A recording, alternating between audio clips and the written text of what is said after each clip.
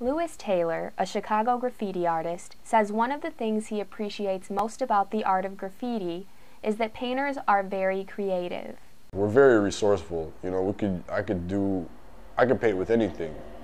You know, even if I didn't have paint, I could come up with anything. Over the past few years, various graffiti artists have taken their creativity to a negative extreme. They purchase bottles of glass etching cream from craft stores and etch their names onto storefront windows with sponges from shoe polish bottles. They also use rocks and sharp metal tools to tag their names onto the glass. It's not really any kind of an art, it's just defacing. You know, it's just drizzled down the glass, which really causes, you know, a defacing of the front windows.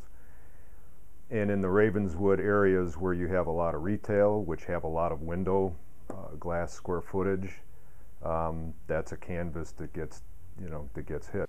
To counter this issue, the Ravenswood Special Service Area 31 Graffiti Abatement Program reimburses 75% of the cost of glass etching removal and 50% of the cost of film installation or glass replacement. Rebecca O'Brien, owner of Gorgeous Glass, takes on several jobs connected to SSA programs.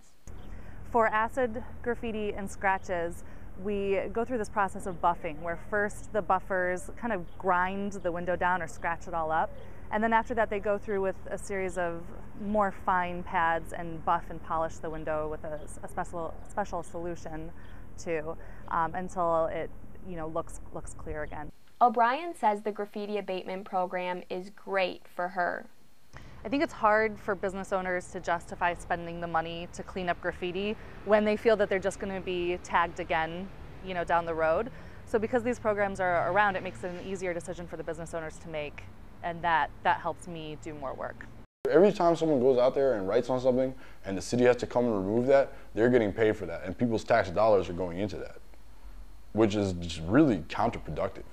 Putrich says that the program hopes to get graffiti completely erased, and that by installing protective film over repaired windows, future tagging is being prevented.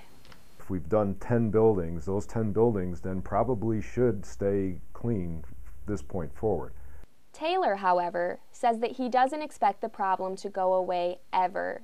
He says removing the tagging is not enough, and that the real solution starts deeper. What really needs to be addressed, I think, is the motivation.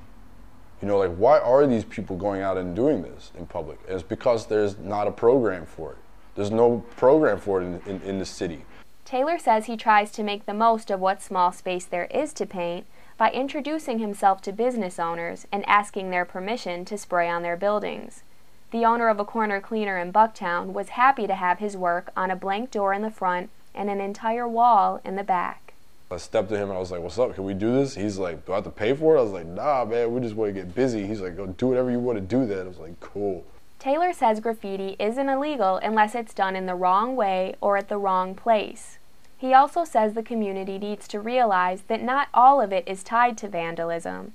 Even more importantly, he says, artists need to think about the positive things they can do with graffiti before recklessly tagging their names across town. More artists should be taking into account what they're trying to do with it, really. It's like, you're not just going out there to do something for yourself, you're going out to do something for the community. We love our communities. You know what I mean? I love being able to say that I'm an artist from Chicago.